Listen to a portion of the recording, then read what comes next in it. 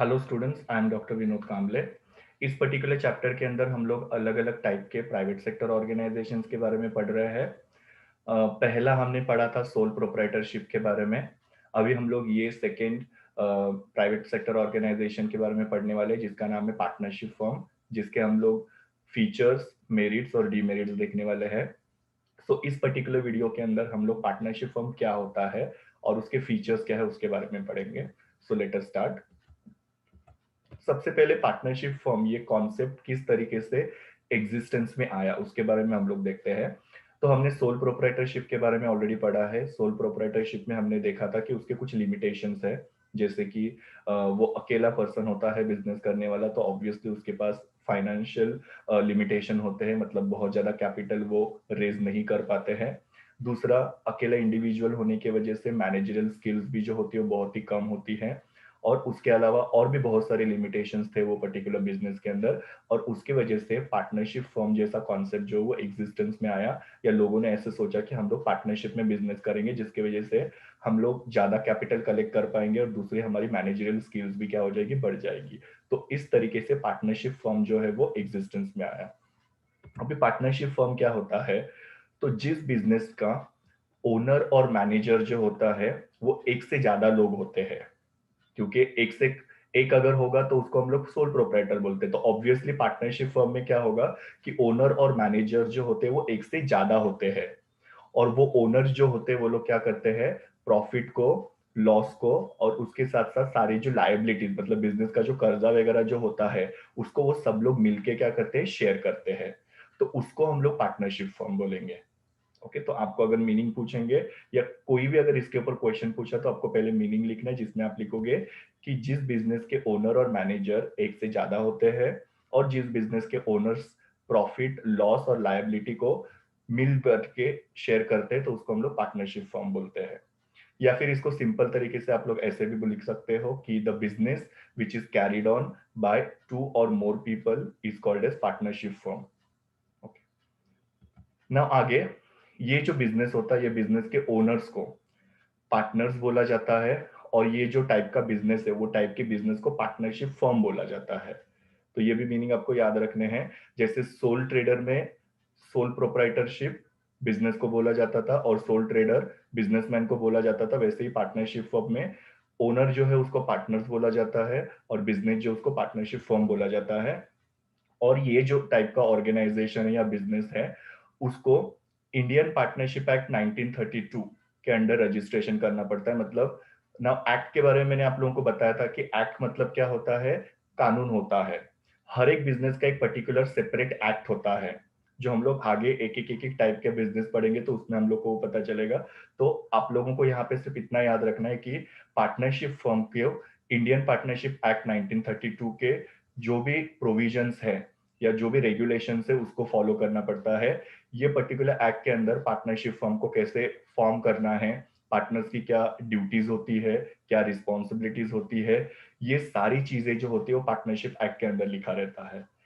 तो ये एक्ट जो होता है वो ये पर्टिकुलर ऑर्गेनाइजेशन को गवर्न करता है। गवर्न करता है मतलब कि एक डायरेक्शन दिखाता है कि किस तरीके से इसका फंक्शनिंग होगा, किस तरीके से इसका कामकाज चलेगा। ओके, तो ये आपको याद रखना है कि पार्टनरशिप फर्म जो होता है वो इंडियन पार्टनरशिप एक्ट 1932 को फॉलो करता है। अभी हम लोग देखते हैं डेफिनेशन पार्टनरशिप फर्म के बारे में। पहला डेफिनेशन जो इंडियन पार्टनरशिप एक्ट 1932 ने ही दिया है, सेक्शन 4, जिसमें ऐसा लिखा हुआ है कि पार्टनरशिप फर्म जो होता है ये एक रिलेशन होता है बिटवीन द पर्सन, मतलब दो या दो से ज्यादा लोगों के बीच में ये रिलेशन होता है, जहां पे पार्टनर जो होते हैं वो एक दूसरे के साथ एग्री करते हैं। किसके लिए एग्री करते हैं, बिजनेस के प्रॉफिट को शेयर करने के लिए। मतलब जो भी प्रॉफिट होगा उसको हम लोग क्या करेंगे, एक पर्टिकुलर रेशियो में डिस्ट्रीब्यूट करेंगे, एक पर्टिकुलर रेशियो में उसको हम लोग क्या करेंगे, डिवाइड करेंगे पार्टनर्स के बीच में। और फिर यहाँ पे लिखा है this business is carried on by all or any one of acting for all. इसका मतलब क्या होता है, कुछ पार्टनरशिप फर्म होते हैं जहां पे सारे पार्टनर जो होते हैं वो मिल बांट के काम करते हैं। ओके, मतलब सपोज 4 पार्टनर्स है तो चारों पार्टनर कोई ना कोई काम हैंडल करते हैं। पर कुछ ऐसे बिजनेस होते हैं जहां पे कुछ लोग काम करते हैं, कुछ लोग काम नहीं करते हैं। तो जो पैसा भी दे रहे हैं, कैपिटल भी दे रहे हैं, उसको एक्टिव पार्टनर बोलते हैं। जो पैसा दे रहे हैं बट बिजनेस का कामकाज मैनेज नहीं करे उसको डॉर्मेंट पार्टनर बोला जाता है। ओके, तो इस तरीके से या तो पार्टनरशिप फर्म जो होता है वो सब लोग मिलके चलाते हैं, कैरी ऑन मतलब क्या चलाना, या फिर उनमें से कोई भी एक जो है वो सबके लिए काम करता है, जिसको एक्टिव पार्टनर बोलेंगे, और बाकी सारे जो होते हैं वो डे टू डे काम में इतना ध्यान देते नहीं है, तो उसको हम लोग डोरमेंट पार्टनर बोलेंगे। इसके लिए लिखा है any one of them acting for all. तो किसी किसी भी तरीके से यहाँ पे काम हो सकता है, सब लोग मिलके भी कर सकते हैं, या उनमें से कोई लोग काम कर सकते हैं, कोई लोग नहीं भी कर सकते। वो सब का डिस्कशन जो होता है वो जब भी वो लोग एग्रीमेंट बनाते हैं तभी उन लोगों का वो डिस्कशन किया जाता है। दूसरा डेफिनेशन जो है डॉक्टर जे ए शुबिन ने दिया हुआ है। उन्होंने भी सेम चीज बोली हुई कि ये जो पर्टिकुलर बिजनेस होता है उसमें दो या दो से ज्यादा इंडिविजुअल्स होते हैं जो क्या करते हैं, अपने उनके बीच में एग्रीमेंट बनाते हैं। एग्रीमेंट का मतलब क्या होता है, यहाँ पे एक तरीके का कॉन्ट्रैक्ट बनता है उनके बीच में। ये कॉन्ट्रैक्ट के अंदर सब कुछ लिखा रहता है कि भाई कितना कैपिटल वो लोग लाएंगे, किसकी क्या रिस्पॉन्सिबिलिटीज होगी, किसकी क्या ड्यूटीज होगी, वो सब चीजें जो होती है वो एग्रीमेंट के अंदर लिखी रहती है। ये एग्रीमेंट कभी कभी रिटर्न भी हो सकता है, कभी कभी ओरल भी हो सकता है। अगर सपोज पार्टनर्स एक दूसरे को बहुत अच्छे से पहचानते हैं, ओके, तो ओरल एग्रीमेंट हो सकता है कि आप इतना कैपिटल कंट्रीब्यूट करो, मैं इतना कैपिटल कंट्रीब्यूट करता हूँ, प्रॉफिट होगा तो आप इतना शेयर लीजिए, मैं इतना शेयर लूंगा, आपकी ये रिस्पॉन्सिबिलिटीज है, मेरी ये रिस्पॉन्सिबिलिटी। इस तरीके से ओरली भी वो लोग क्या कर सकते हैं, ये कॉन्ट्रैक्ट बना सकते हैं, या रिटर्न कॉन्ट्रैक्ट भी हो सकता है एक सेफ साइड के लिए। ओके, कि कल उठ के अगर झगड़ा हुआ, कुछ अगर डिस्प्यूट होता है, कोर्ट में अगर केस जाती है, तो हमारे पास कुछ प्रूफ होना चाहिए, इसके लिए रिटर्न एग्रीमेंट भी बना सकते हैं। सो यहाँ पे दो या दो से ज्यादा इंडिविजुअल्स होते हैं जो पार्टनरशिप फर्म को बनाते हैं, फॉर्म करते मतलब के बनाते हैं, और जो क्या करते हैं, अपने बीच में एक रिटर्न एग्रीमेंट भी बना सकते हैं या ओरल एग्रीमेंट भी बना सकते हैं। और ये लोग क्या करते हैं, बिजनेस की जो भी रिस्पॉन्सिबिलिटी है बिजनेस को कंडक्ट करने की, कंडक्ट मतलब के चलाने की, वो सारी रिस्पॉन्सिबिलिटी को ये लोग अज्यूम करते हैं या एक्सेप्ट करते हैं, तो उसको हम लोग पार्टनरशिप फॉर्म बोलेंगे। तो ऐसे ये दो डेफिनेशंस है। इस डेफिनेशन को मैंने यहाँ पे ग्राफिकल फॉर्म में आपको रिप्रेजेंट करके बताया हुआ ताकि आपको याद करने में इजी जाए। ओके, सो जो यहाँ पे लिखा है सेम चीज यहाँ पे लिखी हुई है, या फिर आपको अगर ये इजी लगता है तो ये भी आप लोग डेफिनेशन लिख सकते हो। Now let us see what are the features of partnership form. पहला फीचर है एग्रीमेंट के बारे में, जो अभी हम लोग ने डिस्कस किया कि एग्रीमेंट मतलब क्या होता है, कॉन्ट्रैक्ट होता है। ओके, नाउ यहाँ पे दो या दो से ज्यादा लोग बिजनेस करते हैं, तो इसकी वजह से क्या होता है कि ये लोगों के बीच में एक एग्रीमेंट बनता है कि किस तरीके से बिजनेस होगा। ओके, ये एग्रीमेंट जो होता है वो ओरल भी हो सकता है, रिटर्न भी हो सकता है, जो मैंने आपको बताया कि अगर सपोज पार्टनर्स एक दूसरे को बहुत अच्छे से पहचानते हैं तो ओरल एग्रीमेंट बना सकते हैं। अगर सपोज पार्टनर्स इतना ज्यादा एक दूसरे को पहचानते नहीं है, या फिर थोड़े कॉशियस है, या एक सेफ साइड के लिए वो लोग क्या करते हैं, रिटर्न एग्रीमेंट या रिटर्न कॉन्ट्रैक्ट दोनों के बीच में बनाते हैं। ओके, ये जो फॉर्म होता है उसको रजिस्ट्रेशन करना कंपलसरी नहीं होता है, तो कभी कभी कुछ लोग क्या करते हैं, बिजनेस को रजिस्टर करते नहीं है, क्योंकि बिजनेस को रजिस्टर करने में बहुत सारे पेपर वर्क, बहुत सारे फॉर्मेलिटीज वगैरह लगती है, तो कुछ लोग जो होते हैं वो बिजनेस को रजिस्टर करते नहीं है। और जब आपका बिजनेस रजिस्टर नहीं होता है, उस केस में ये एडवाइजेबल है कि आप आपके पार्टनर के साथ रिटर्न एग्रीमेंट बनाओ। ओके, सो अगर आपका बिजनेस रजिस्टर्ड नहीं कर रहे हो आप लोग, तो रिटर्न एग्रीमेंट करोगे तो दैट वुड बी बेटर। अभी ये एग्रीमेंट के अंदर क्या क्या चीजें लिखी रहती है, तो इंटरनल मैनेजमेंट मतलब कंपनी का जो भी उन वो जो पार्टनर्स है उनकी ड्यूटीज वगैरह क्या है, या उनको क्या क्या काम करना है, उनकी रिस्पॉन्सिबिलिटीज वगैरह क्या है, वो सब उसके अंदर लिखा रहता है।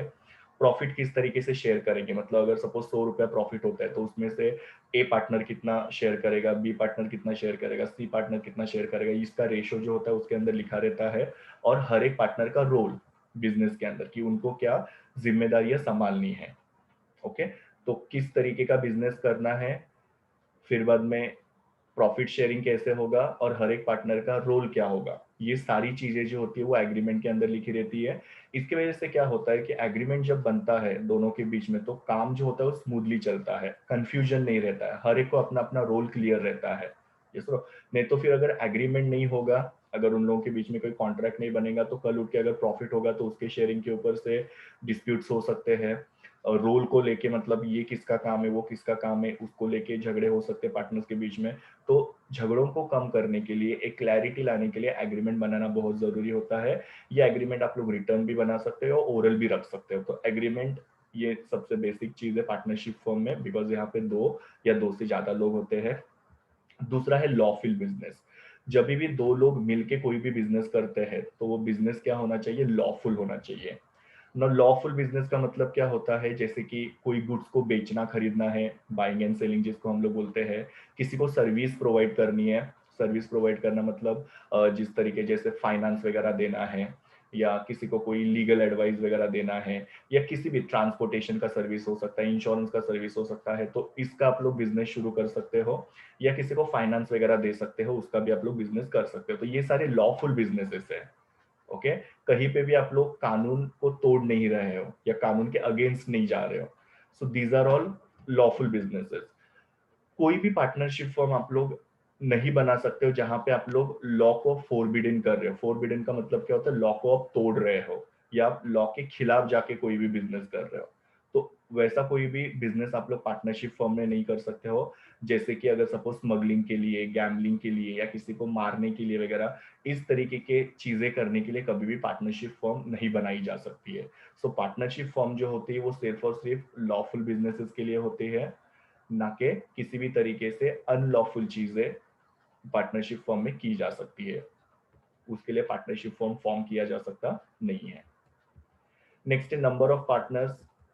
मिनिमम कोई भी पार्टनरशिप फॉर्म सेटअप करने के लिए 2 मेंबर्स की जरूरत होती है, ऑब्वियसली, बिकॉज दो से कम मतलब एक अगर होगा तो उसको हम लोग सोल प्रोपराइटर बोलेंगे। तो यहाँ पे मिनिमम 2 लोगों की जरूरत होती है, और मैक्सिमम जो होते हैं वो 50 मेंबर्स हो सकते हैं। So this is a limit for membership और नंबर ऑफ पार्टनर्स। यहाँ पे पार्टनर्स की लायबिलिटी जो होती है वो अनलिमिटेड होती है, जॉइंट होती है और सेवरल होती है ना। अनलिमिटेड लायबिलिटी के बारे में मैंने पहले भी आप लोगों के साथ बताया हुआ है सोल प्रोप्राइटरशिप के अंदर। अनलिमिटेड लायबिलिटी का मतलब क्या होता है कि बिजनेस प्रॉपर्टी और पर्सनल प्रॉपर्टी जो होती है पार्टनर्स की, इसमें कोई भी डिफरेंस नहीं होता है, कोई भी डिस्टिंक्शन नहीं होता है, फर्क नहीं होता है। ओके, इन केस अगर सपोज बिजनेस लॉस में चला जाता है, ओके, और बिजनेस की प्रॉपर्टी कम पड़ रही है वो लॉस को रीपे करने के लिए, तो पार्टनर्स को अपनी पर्सनल प्रॉपर्टी बेच के वो लोन को रीपे करना पड़ता है। जैसे एक छोटा एग्जांपल आपको देता हूँ कि सपोज पार्टनरशिप फर्म आपका है और वो लॉस में चला गया, और आपके ऊपर 10,000 रुपए का कर्जा हुआ, तो आप क्या करोगे, आपकी बिजनेस की प्रॉपर्टी को बेचोगे। सो सपोज बिजनेस की प्रॉपर्टी बेचने से आपको 7,000 रुपीज रिकवर हो गई, जो जिससे आपने क्या किया, वो कर्जे को रीपे किया। अभी भी 3,000 रुपए का कर्जा है, तो वो 3,000 का कर्जा आपको क्या करना पड़ेगा, पर्सनल प्रॉपर्टी बेच के उसमें से आपको वो 3,000 रुपए का कर्जा भी चुकता करना पड़ेगा।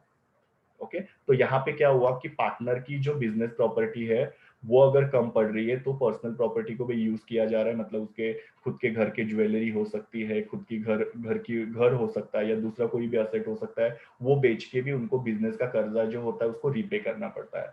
सो यहाँ पे पार्टनर्स की लायबिलिटी जो है वो अनलिमिटेड है, और ये सब पार्टनर को करना पड़ता है। मतलब जितने भी पार्टनर इन्वॉल्व है इसके लिए इनकी लायबिलिटी जो है जॉइंट लायबिलिटी ऐसा भी बोला जाता है। Fine. So there is no difference between business property and personal property of the partners. If the business property is insufficient to repay the loan, they have to sell their personal property also, and that is why it is called as unlimited liability. So partners की liability भी unlimited होती है, ये आपको याद रखना है। Dissolution, now dissolution का मतलब क्या होता है, बिजनेस को बंद करना। सपोज किसी एक पार्टनर का डेथ हो गया, या फिर वो पार्टनर की इंसॉल्वेंसी हो गई। नाउ इंसॉल्वेंसी का मतलब क्या होता है, पार्टनर कंगाल हो जाना। ओके, बैंकक्रप्ट हो गया वो, इन शॉर्ट। और इंसेनिटी, इंसेनिटी का मतलब क्या होता है कि उसकी मानसिक स्थिति खराब हो जाना। ओके, अभी आपको पता है कि किसी भी इंसान की डेथ हो जाती है, या वो इंसॉल्वेंट होता है, या फिर वो इंसेन हो जाता है, तो बिजनेस करने की कैपेसिटी रखता नहीं है। तो उस केस में क्या हो सकता है कि ये पार्टनरशिप फॉर्म जो होता है वो बंद हो सकता है। सो 2 पार्टनर्स अगर बिजनेस कर रहे हैं और एक पार्टनर को अगर कुछ भी हो गया, तो वो बिजनेस क्या हो जाएगा, बंद हो जाएगा। पर कभी कभी ऐसे होता है कि सपोज 4-5 पार्टनर्स है, तो वो 4-5 पार्टनर्स क्या कर सकते हैं, उसमें से अगर एक का डेथ, इंसॉल्वेंसी या इंसैनिटी हो गया, तो वो लोग नया एग्रीमेंट बनाएंगे, और नया एग्रीमेंट के हिसाब से वो लोग अपने बिजनेस को आगे कंटिन्यू कर सकते हैं। ओके, सो यहाँ पे एक पार्टनर को कुछ भी होने की वजह से बिजनेस बंद हो सकता है।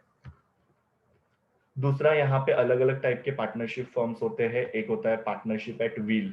विल का मतलब होता है इच्छा। ओके, मतलब जब तक पार्टनर्स की इच्छा है तब तक वो लोग क्या करेंगे, बिजनेस को चलाएंगे। पर कभी अगर सपोज उनके बीच में झगड़ा होता है या फिर उनको दूसरा कुछ करना है या किसी और रीजन की वजह से उनको बिजनेस करने का इच्छा नहीं है, तो वो लोग क्या कर सकते हैं, एक पार्टनर दूसरे पार्टनर्स को 14 डेज का नोटिस दे सकते हैं और बता सकते हैं कि मुझे ये बिजनेस को कंटिन्यू करना नहीं है, और वो बिजनेस बंद हो सकता है। ओके, सो पार्टनरशिप एक्ट व्हील करके भी एक तरीके का पार्टनरशिप फर्म होता है, जहां पे आप इच्छा अनुसार आपके पार्टनरशिप फर्म को आगे चला सकते हो, और जिस दिन आपको लगेगा कि मुझे ये बिजनेस को कंटिन्यू नहीं करना है, आप आपके दूसरे पार्टनर को 14 डेज का नोटिस देके बिजनेस को बंद कर सकते हैं। सो यहाँ पे डिसोल्यूशन हो सकता है बिजनेस का। डिसोल्यूशन मतलब क्या, कि बिजनेस बंद हो सकता है अगर सपोज किसी पार्टनर की डेथ, इंसॉल्वेंसी या इंसेनिटी होती है। और दूसरा है कि अगर आपने पार्टनरशिप एट विल कर रहे हो, तो आपको आपकी इच्छा के हिसाब से जब भी चाहिए आप लोग बिजनेस को बंद करके कर सकते हो, 14 दिन की नोटिस देके।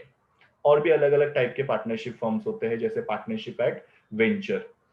ना पार्टनरशिप एट वेंचर का मतलब क्या होता है कि आपने एक पर्टिकुलर प्रोजेक्ट बनाने के लिए पार्टनरशिप शुरू की थी, जैसे कि एक रास्ता बांधने के लिए आपने पार्टनरशिप फॉर्म किया था, वो रास्ता बनाने का काम खत्म हो गया, तो आपका पार्टनरशिप क्या हो जाएगा, बंद हो जाएगा। तो वेंचर मतलब क्या, एक पर्टिकुलर प्रोजेक्ट, वो पर्टिकुलर प्रोजेक्ट या बिजनेस खत्म होने के बाद में आपकी पार्टनरशिप क्या हो जाती है, डिसॉल्व हो जाती है।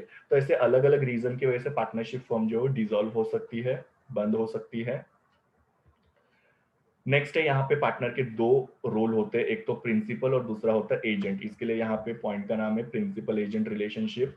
अभी पार्टनर को दो कैपेसिटी में काम करना पड़ता है, जो मैंने आपको बताया, एक तो एज अ पार्टनर और दूसरा as a principal. Okay, now partner को प्रिंसिपल कब बोलेंगे, जब पार्टनर अपने दूसरे पार्टनर के साथ काम कर रहा है या कोई भी एक्टिविटी कर रहा है, तो वो पार्टनर को हम लोग क्या बोलेंगे, प्रिंसिपल। बट जब भी पार्टनर किसी थर्ड पार्टी के साथ, आउटसाइडर के साथ काम कर रहा है, ओके, जो कंपनी के बाहर के लोग हैं, तो उनको हम लोग क्या बोलेंगे, एजेंट। सो पार्टनर जो अपने दूसरे पार्टनर के साथ काम करता है, तो पार्टनर को प्रिंसिपल बोला जाता है। और पार्टनर जब थर्ड पार्टी के साथ कोई भी डीलिंग करता है या काम करता है, तो उसको एजेंट बोला जाता है। नाउ जैसे कि सपोज हम लोग किसी बैंक के साथ कुछ डील कर रहे हैं, सप्लायर के साथ कुछ डील कर रहे हैं, कस्टमर्स के साथ कुछ डील कर रहे हैं, तो ये सब आउटसाइडर्स है, थर्ड पार्टी है। तो उस केस में पार्टनर को हम लोग क्या बोलेंगे, एजेंट। ओके, और दो पार्टनर्स के बीच में जो भी डीलिंग हो रहा है या जो भी कामकाज हो रहा है, उस केस में हम लोग पार्टनर्स को क्या बोलेंगे, प्रिंसिपल। सो पार्टनर जो होता है उसका दो कैपेसिटी होता है या दो रोल होता है, एक एज अ पार्टनर, एक प्रिंसिपल, और दूसरा as a agent. Restriction on transfer of interest. Now partnership firm जब फॉर्म किया जाता है, तो उसमें एक पार्टनर कभी भी अपने इंटरेस्ट को या अपने शेयर को किसी और के नाम पे ट्रांसफर नहीं कर सकता है, जब तक वो दूसरे पार्टनर की परमिशन नहीं लेता। जैसे कि सपोज मैंने किसी पार्टनरशिप में एज अ पार्टनर हूं मैं, और अगर सपोज मुझे मेरा शेयर किसी और को दे देना है, तो वो मैं मेरी इच्छा से नहीं कर सकता हूँ। वहां पे ट्रांसफर करने के ऊपर रिस्ट्रिक्शन होता है। मुझे मेरा इंटरेस्ट, मेरा शेयर अगर किसी को देना है, तो मुझे दूसरे पार्टनर की कंसेंट लेना पड़ता है। कंसेंट का मतलब क्या होता है, परमिशन लेनी पड़ती है। जब वो पार्टनर मुझे परमिशन देगा, तब जाके मैं क्या कर सकता हूँ, मेरे इंटरेस्ट को या मेरे शेयर को, मेरे हिस्से को किसी और को दे सकता हूँ। ओके, काफी बार ऐसे हो सकता है कि मैंने वो बिजनेस में पार्टनर था, पर अभी मुझे वो नहीं चाहिए, मुझे किसी और को देना है, तो वो करने के लिए मुझे दूसरे पार्टनर की कंसेंट या उसके एग्रीमेंट की या उसकी परमिशन की जरूरत पड़ती है। नेक्स्ट है रजिस्ट्रेशन। ना पार्टनरशिप फॉर्म जो होता है उसका रजिस्ट्रेशन कंपलसरी नहीं होता है। नॉट मैंडेटरी का मतलब क्या है, कंपलसरी नहीं है इंडियन पार्टनरशिप एक्ट 1932 के हिसाब से। हाँ, बट महाराष्ट्र में अप्रैल 1985 से ये बिजनेस का रजिस्ट्रेशन करना कंपलसरी। महाराष्ट्र और कुछ और दूसरे स्टेट से वहां पे उसका रजिस्ट्रेशन जो कंपलसरी है, बट अदरवाइज किसी और स्टेट में ये कंपलसरी नहीं है। आपको बिजनेस को रजिस्टर करना है करो, नहीं करना है तो नहीं करो। ओके, जैसे मैंने आपको बताया कि कुछ लोग जो होते हैं बिजनेस को रजिस्टर करना पसंद नहीं करते हैं। रीजन क्या है कि रजिस्ट्रेशन में बहुत सारी फॉर्मेलिटीज वगैरह होती है, और बहुत सारा टाइम, मनी, एनर्जी इन्वॉल्व होता है उसके अंदर, और इसकी वजह से कुछ लोग जो होते हैं बिजनेस को रजिस्टर नहीं करते हैं। बट महाराष्ट्र में वो बिजनेस का रजिस्ट्रेशन जो कंपलसरी, ये आपको याद रखना है, बिकॉज ये ऑब्जेक्टिव में पूछते हैं। ओके, अगर सपोज पार्टनर्स अपने बिजनेस को रजिस्टर करना चाहते हो, तो रजिस्टर ऑफ फर्म करके होता है, उनके पास जाना पड़ता है। उनको कुछ नेसेसरी डॉक्यूमेंट्स वगैरह होते हैं वो सबमिट करने पड़ते हैं, और फिर बाद में वो आपको बिजनेस के रजिस्ट्रेशन का सर्टिफिकेट देते हैं। तो बिजनेस का रजिस्ट्रेशन करने के लिए या पार्टनरशिप फर्म का रजिस्ट्रेशन करने के लिए रजिस्ट्रार ऑफ फर्म के पास जाना पड़ता है। अगर सपोज आपने बिजनेस को रजिस्टर किया तो उसकी वजह से आपको कुछ बेनिफिट्स मिल सकते हैं, ओके, जैसे कि कुछ टैक्स में वगैरह कंसेशन हो सकता है, या दूसरे कोई भी बेनिफिट्स जो होते हैं वो जैसे कि आपको एक स्टेटस मिल जाता है, आप बिजनेस के नाम से कोई भी एक्टिविटीज वगैरह कंडक्ट कर सकते हो। तो there are so many benefits that the partners can get अगर वो अपने बिजनेस को रजिस्टर करते हैं तो। पर जैसे मैंने आप लोगों को बोला कि इसमें बहुत सारी फॉर्मेलिटीज इन्वॉल्व होती है, इसके लिए बहुत सारे लोग जो होते हैं ये बिजनेस को रजिस्टर करना प्रीफर करते नहीं है। सो इस बिजनेस का रजिस्ट्रेशन जो है वो कंपलसरी बिल्कुल भी नहीं है। महाराष्ट्र में अप्रैल 1985 से कंपलसरी है, वो आपको याद रखना है। तो महाराष्ट्र में अगर आप पार्टनरशिप फॉर्म शुरू करना चाहते हो तो आपको वो कंपलसरीली रजिस्टर करना पड़ेगा, और रजिस्टर करने के लिए आप लोगों को रजिस्टर ऑफ फॉर्म के पास जाना पड़ता है। And the last one is sharing of profit and loss. Now ये जो बिजनेस होता है यहाँ पे जितने भी पार्टनर्स होते हैं वो एक दूसरे से एग्री करते हैं कि जितना भी प्रॉफिट होगा, जितना भी लॉस होगा, उसको वो लोग क्या करेंगे, एक सर्टेन प्रपोर्शन में या सर्टेन रेशियो में वो लोग उसको शेयर करेंगे, ओके।